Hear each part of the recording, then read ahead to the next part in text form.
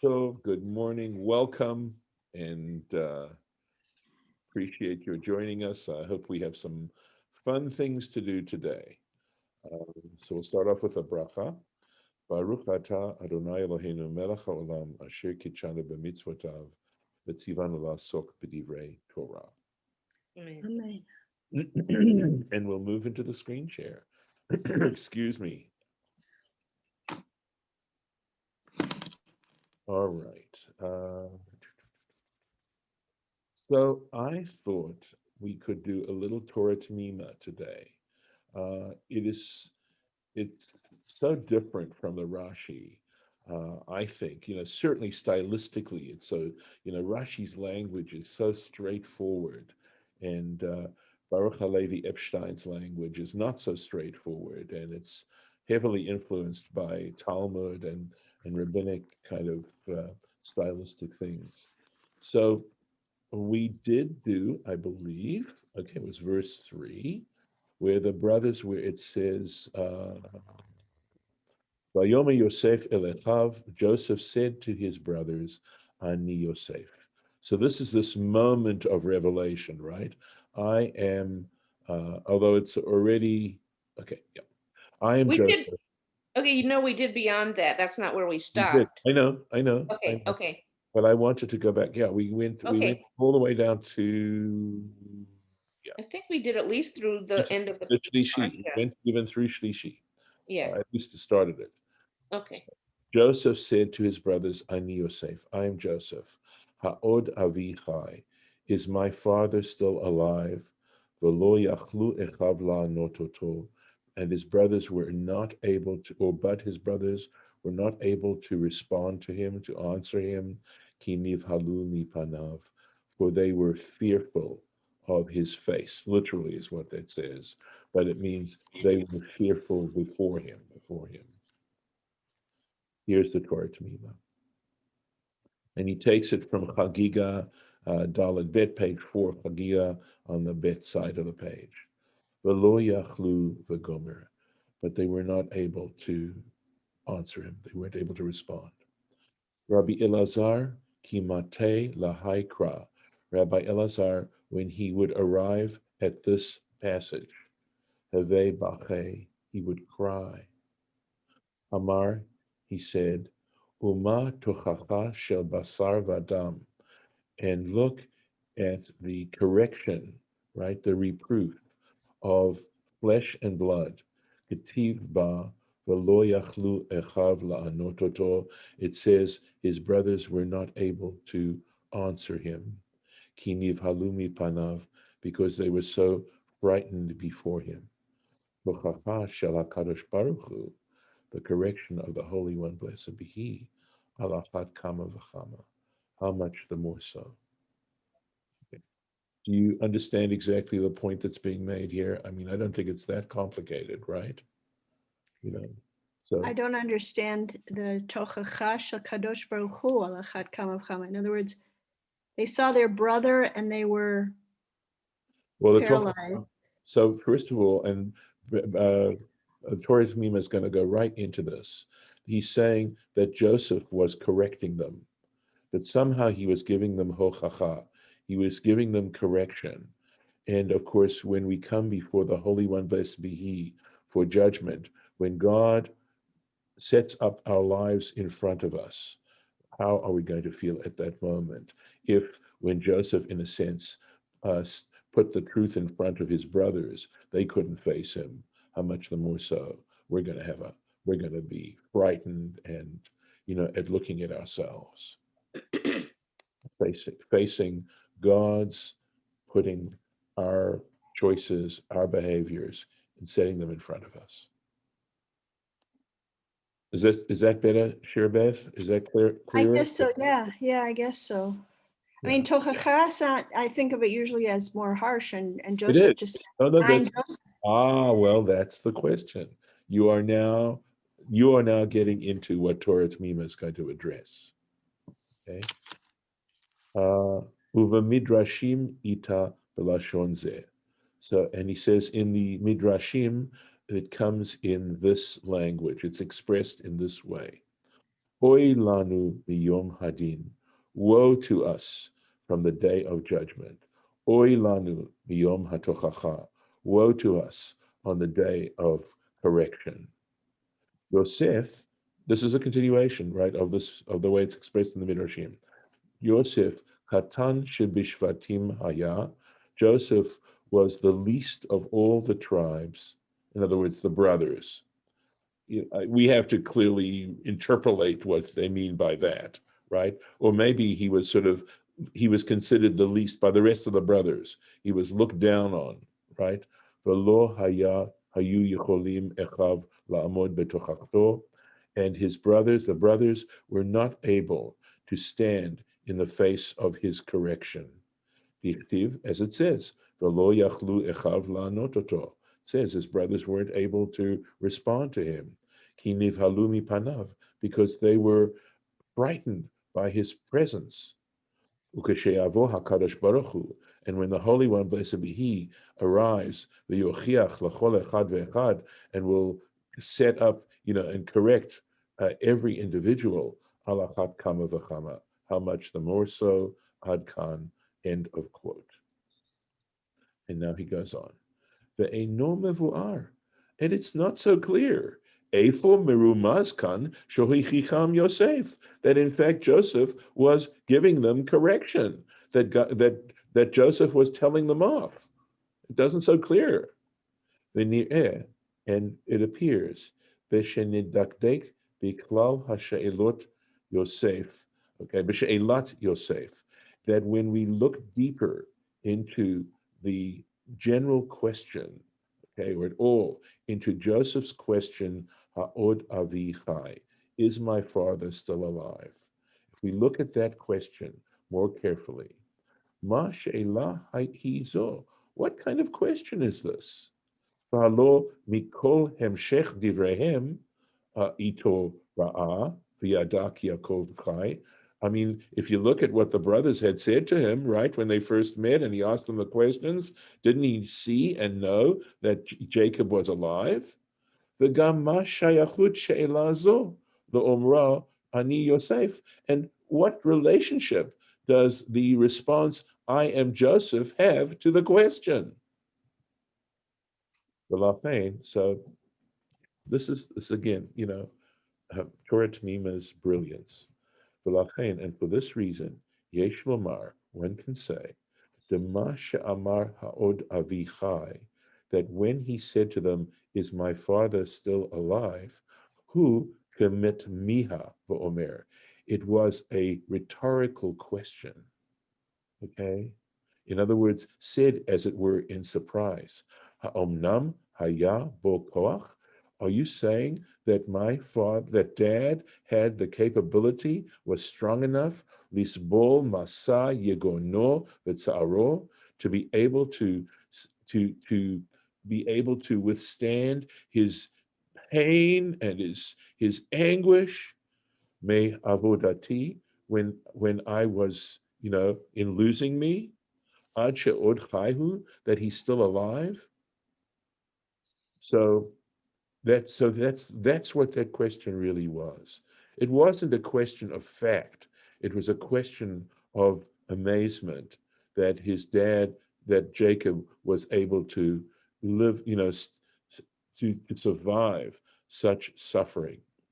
Vehine b'ma'at devarim elu, and behold, in these few words, dailahim, it was sufficient, laha'achim, for the brothers, lakut bifnehem, to absorb, absorb in themselves, al kol ha'maaseh, regarding that entire episode, asher asu, which they had done. Umevu'ar b'divrehem elu, and it is clear in their response, Omnam hochicham tochacha nimretzit, that he indeed was giving them a sharp correction, hare'uya la'asot, sufficient to make, sheret v'nefesh, a cut in their soul, hachayavat ayachevet ba, that was guilty of such things, the dok. And this makes total sense. QED. So when he says Ha'omnam Avichai, he was saying, given what you did, Dad was able to survive that. So that would, go straight into them. Not over yet. There's more to be said. The Ud, I don't know. I think he comes off as a narcissist. we throw that word around. We throw that word around a lot. Okay. I mean, he's again, is he saying the truth? Did Jacob really show him favoritism? I mean, that's the whole thing, right? Okay. Oh, okay. But al derech hapshat, and if we go to the simple, straightforward meaning of the text, yesh lekavein tam hashela haod avichai. One can sort of explain this question: is my father still alive? Ki acharei shira'ah shekachashu lo, that after he saw that they lied to him, the mitziut shelo, regarding his being, regarding the reality of what happened, shel Yosef. In other words, they lied to their father, given the fact that they told they showed their father that his cloak dipped in blood, knowing that he would think that that he was dead, that Joseph was dead. So the brothers clearly were acting in a false kind of manner. She'amru alav shehu met, because he said, remember, they said to Joseph that he was dead.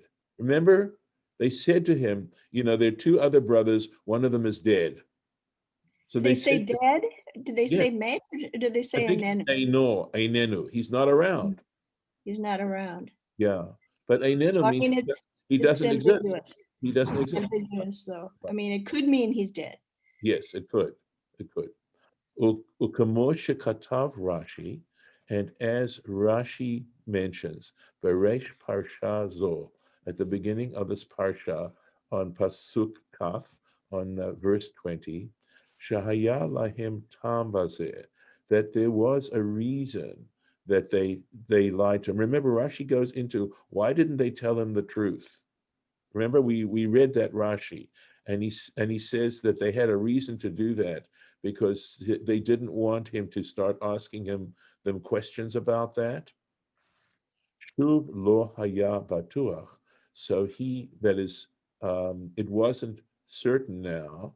Lama she'amru ad ko. Okay, so now again, there may have been a reason ad ko up till now she'avihim odenu chai, that their father was still alive. In other words, Joseph had reason to suspect that they weren't telling the truth. She'ulai haya lahem tam gam bazeh, that maybe they had a motive to tell him that their father was still alive. Ulai Kadesh Yorer Yosef, in other words, what was the reason they would sort of tell not tell quite the truth? Ulai, perhaps, Kadesh Yorer Yosef Rachamim al Ziknato. So, in other words, they would tell him that he was still alive, so that Joseph would have feelings of mercy regarding this elder individual, or his grandfather, or Tam Acher. Sorry, it's not his grandfather. It's this elderly man, or Tam Acher, or another reason. V'lachein ata behit vadu she'elam alav she'agidu ha'emet. And for that reason, there's a good reason for him to ask them that they should tell him the truth. So just a little taste of how this stuff is capable of,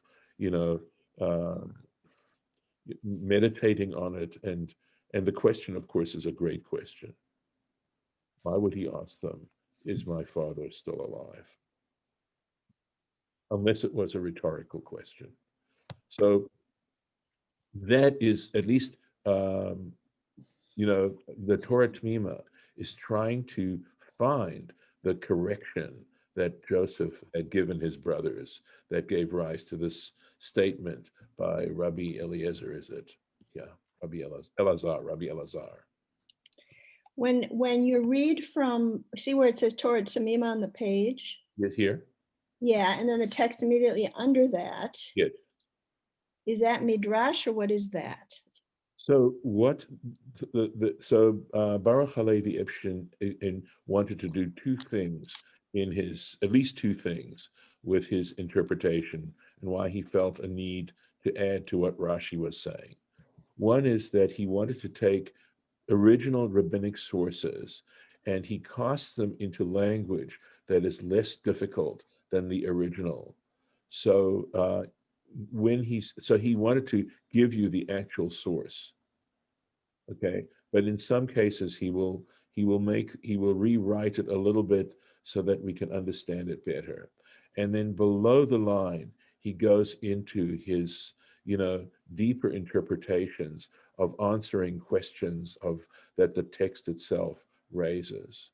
And of course, it totally supplements what Rashi has taught us. I mean, Rashi didn't get into this at all.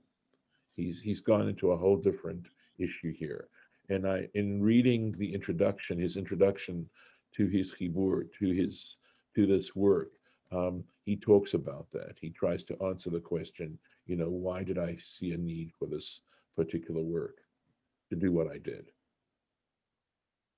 So, did that answer your question, Shira Beth? Yes, thank you. Okay. There's huge amounts of stuff when we get into halakha, I can tell you. But there's a certain piquancy, I suppose I'd want to say, about his own interpretations. I mean, he is so sharp, and he comes up with such, interesting approaches to things. At least I think they're interesting. The Well, I language. think they're two totally different kinds of answers. On the one hand, this is not, it's rhetorical, it's not a real question. And then on the other hand, well, actually it might be a real question. That's right. That he can think through both approaches, right? Right. But first of all, he wants to answer the difficulty that Rabbi Elazar and the Midrashim raise in suggesting that Joseph was correcting the brothers. And yeah, I mean, and that in itself is incredibly perceptive, because I myself wasn't picking that up from the language. It's not so clear. There's such subtlety. All right. I think we are to the next. We went into Shlishi, right? We were doing Shlishi, yeah. Here we are. So we're right here. There's the mark. Vayiten et kolo bivchi, and he cried out. Vayishma'u Mitzrayim. Did we? No. We did that. I think we did that. Yeah, no. We did all of that. Are Yeah, you talking sorry. about just now or are you talking about yesterday? Yeah, that was Yesterday. the thing before, right? Yesterday we did the whole, Yes. finished all of Shlishi. Right. Okay. I think. Yes. Here's the marking. Here's the marking right there. Vehine enechem ruot, and behold, you yourselves see. You can see for yourselves. The ene achi Binyamin, and the eyes of my brother Benjamin. Kifi, that it is my mouth, hamidaber aleichem, that is speaking this to you. You're getting this What direct. verse are you on? 12. Well, yeah. Verse 12. Rashi, and indeed, your eyes see. Bichbodi, what do they see? You see the honor given to me, v'sha'ani achichem, and that I am your brother, sha'ani mahul kachem, because I am circumcised like you. V'od, and moreover, ki fi hamidaber aleichem b'lashon hakodesh, that I am speaking to you. It is my mouth, because I'm using Hebrew. I'm speaking to you in Hebrew. Ve'enei achi Binyamin, and the eyes of my brother Benjamin, and this is from Megillah Tetzayin. Hishva et kulam yachad. He made all of them equal. He didn't make distinctions.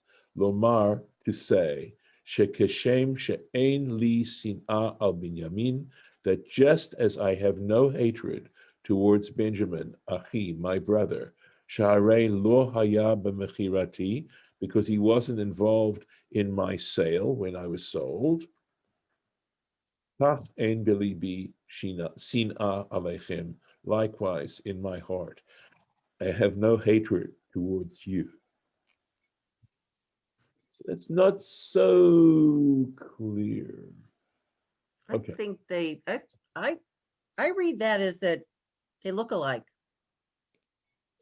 That Joseph and Benjamin look alike.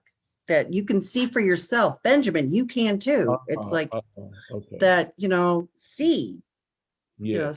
see that Yeah. we're without I really am who I say I am. Yeah. If the language were a little different, I mean, what you're saying makes wonderful sense, right? About what they see.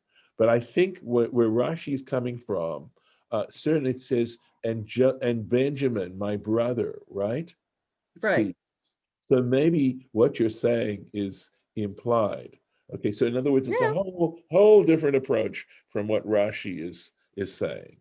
Whereas Rashi, I think what Rashi's pointing out, I'm guessing, is that because he uses the same language, your eyes see and the eyes of my brother, that he uses ene in both senses. That's hishva. That's, in other words, he's saying you all, I feel the same way about all of you. That's the basis of this. I'm guessing that is the basis of this particular comment. So we assume when he asks the other servants and stuff to leave the room that he now speaks in Hebrew. Yes, Okay. right. Or That's whatever language they were. Yes. Yeah, no, Ivrit. Yeah. right. Yeah. Because prior Language to of the that, Ivrit. right, it actually points out, honestly, that they had no idea that he understood in an earlier version. Right. I remember that. And it talks about the interpreter being between them. Let's keep going a little bit more. Vehigadatem la'avi, and please tell my father, et kol vodi b'Mitzrayim, regarding all the honor I have in Egypt, all my honor in Egypt, ve'et kol asher itim, and all that you see, umihartem v'horadatem et avihem, and hurry, and bring down my father here. Let's take a look at this. Anything else? No Rashi, but I don't know if it could be Right, worth anymore. right. Vayipol al tzavarei Binyamin achiv vayech, and he fell upon what's interesting, the necks of Benjamin, his brother, and he cried. Uvinyamin bacha al tzavarav, and Benjamin cried on his neck. Right? So, yeah. So maybe it's because it's Savarav and Yud Vav is plural, that when they speak about neck, about the neck, it's in the plural. I mean, it could have been Savaro, I suppose, but Savarav, and there's that Yud indicating that it's plural. And again, it doesn't say Savaro. Interesting. So Rashi on this. Vayipol al, and here he says, Tzavare, right? Tzavare Binyamin Achiv, Vayef, and he fell upon the neck of Benjamin and he cried. And it does look as if he is sort of noting that it says Tzavare, which would be plural on necks. And so he says, this is, of course, he gets this from rabbinic texts, al shnei mikdashot, regarding the two temples, she'atidin liyot bechelko shel Binyamin, which in the future would be in the allotment of Benjamin, v'sofan lecharev, and in the end they would be destroyed. So interesting, right? Of course, how would he know this? I don't know that that's really the important question or the important point. I think the important point is that there's a subtle allusion in the text. in this particular segment. Uvinyamin bacha al tzavarav, and Benjamin cried on his neck. Al Mishkan Shiloh. That would be regarding the Shiloh, the sanctuary in Shiloh, Sha'atid liyot bechalko shel Yosef, that in the future would be built in Joseph's allotment, the Sopor lecharev, and in the end it would be destroyed. And now there's a comment, and I am not sure. Let's see.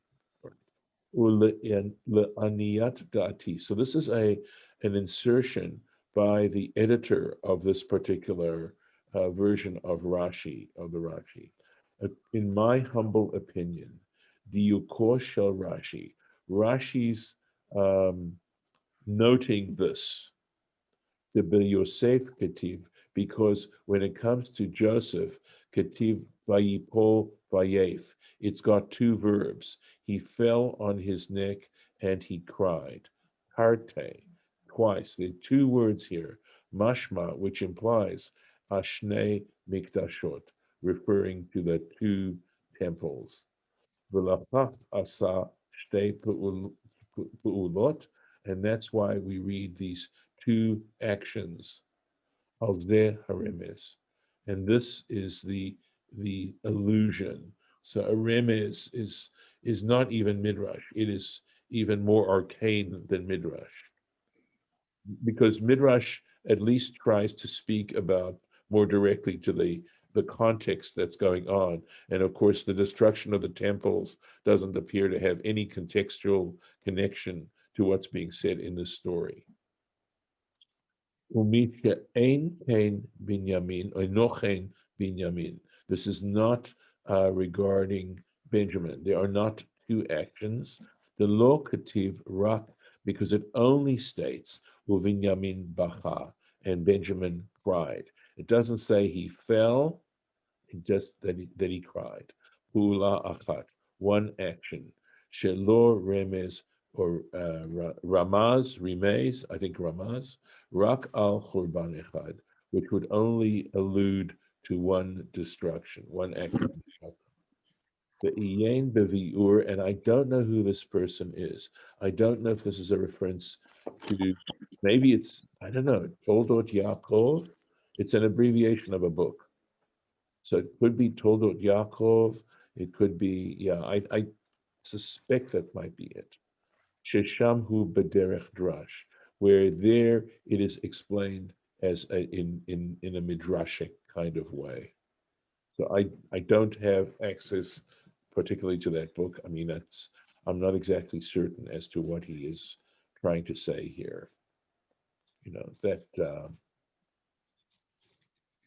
maybe, oh, it could be that he says specifically this explanation that the editor is giving, this unknown editor is giving here, and maybe it's Baruch Epstein. I mean, maybe it's Baruch Epstein who's the one who added these little pieces into the Rashi.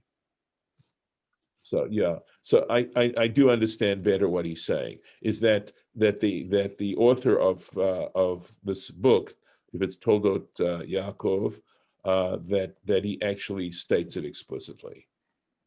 He explains it using this, the fact that one uses two verbs in connection with one, and the other uses one verb. So this is sort of interesting, right? What prompts even the sense that the text is alluding to these sorts of things?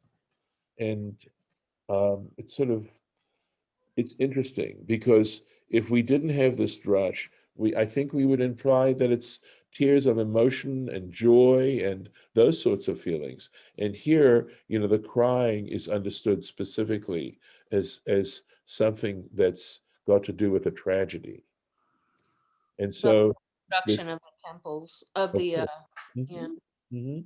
So the tabernacle. question is, how does the destruction of the temple, thematically, does it connect in some way to what is going on here? Crying. Yeah. We're Well, crying. of course. But Yeah. I was trying to sort of get a little bit, in a sense, my feeling is this, that essentially, what is the temple all about? The temple is all about having a nexus, a connecting link between the divine, between the transcendent, between the creator of the universe and this world. That's what it's about. And saying that that's being cut off in some way by the destruction. And the destruction comes because of human behavior, right? So is it saying that here, in the midst of this joy of the connection, of the reunification of the brothers, there's this sense that there's in the future. So okay, let me back up just a teeny bit. That reunification in some ways is it reflects that unification between the divine and and humanity. Is that the beginning? Is this the beginning? Well, What yeah, I'm not sure what you mean. The, Oh, them coming back together, is this the oh, beginning of this connection? Yes. connection? Yeah. Okay. So, So, there's that beautiful, beautiful, beautiful story that explains why the site of the temple was the granary of Aruna, about the two brothers and why God chose to do it there. Because mhm. remember, there were the two brothers, the married brother and the unmarried brother. And then they were in the middle of their harvest and they were ready to stack their grain. And they lived on either side of this grain, this threshing floor. And in the middle of the night, the one brother gets up and he says, my other brother's married. He has a big family. He has people to take care of, because they used to split it right down the middle. And he says to himself, no, he says, this isn't fair. I'm going to go and take and put some of my sacks of grain on my brother's side. And at the same time, the other brother who's married wakes up and says, in the middle of the same night, wakes up and says, wait a second. He says, I'm married. I have a family. I'm well taken care of. And my other brother's all by himself. He's going to have to be able to provide, for himself in the future and maybe, have enough to go on. I'm going to take some of my stacks of grain and put it on my other brother's side.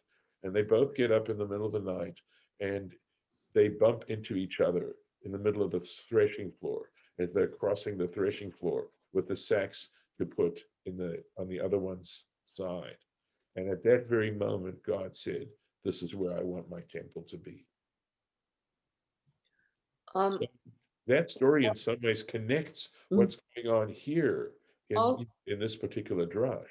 I need to mention, this is definitely late, but No. during a wedding, you break the glass, and one of the main explanations is the thought of the destruction of the temple. Yeah. And wedding is, uniting Right. people, Bring two souls and together. and Mhm. that's kind of a joyful education. I Yes. mean, occasion, and I think that you're just supposed to have a context and not just only thinking about the wedding bliss, but having, some kind of grounding of a greater context, Right. with God, and, you know, both the context of the grief, but also the context of the connection to God, Right.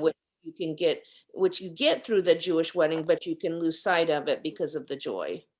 Right. And you can also lose sight of the fact that regardless, there's a world of suffering out there that is Right. created by the selfishness, of human beings. And of course, that story is to try and show where we really need to be with regards to one another, how loving that really was. I will stop the recording here and look forward to Hitraot until our next session.